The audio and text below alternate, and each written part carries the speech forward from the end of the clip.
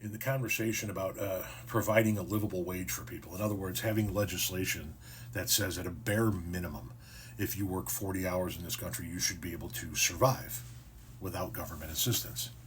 You might not be able to live an extravagant life, but you should be able to survive if you work 40 hours a week. This person says, who determines what's a livable wage? And if you want a livable wage, take the risk and start your own business. So let's deal with the first part first. Who determines what's a livable wage? Society determines what's a livable wage. You need to have X amount of money to survive in this society. Now, that livable wage is going to change from place to place.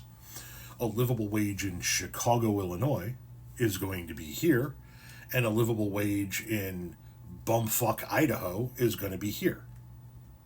Hell, a livable wage in Chicago, Illinois is going to be different than a livable wage in Carbondale, Illinois. That's what determines what a living wage is, how much it costs for you to survive, not thrive, but survive in a given scenario.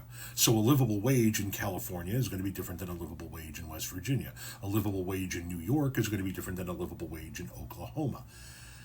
But society is what determines what a livable wage is.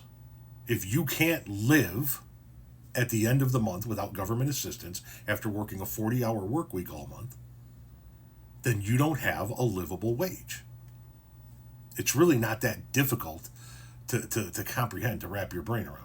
What is difficult to comprehend and wrap our brains around is the last part of your statement.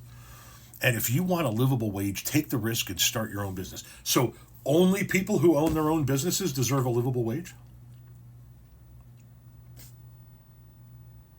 What about the working class of this country? They don't deserve a living wage because they don't own their own business? Are you fucking kidding me with that? And you're telling a bunch of people who are living paycheck to paycheck, sometimes working a full-time job and a part-time job, and still can't afford to live, and therefore still need government assistance to take a risk and go start a business. With fucking what? Wait, are you going to give them the loan? Because the banks sure as fuck aren't going to. The SBA isn't going to. So now, on top of not earning a living wage, you think in order for them to earn a living wage, they should go out and start a business with non-existent funds. Fucking genius. Pure fucking genius. You talk about how you own your own business. I don't even know you, and I feel sorry for your employees. Because if this is the way your mindset works when it comes to your own employees, then that tells me that you are a shit employer.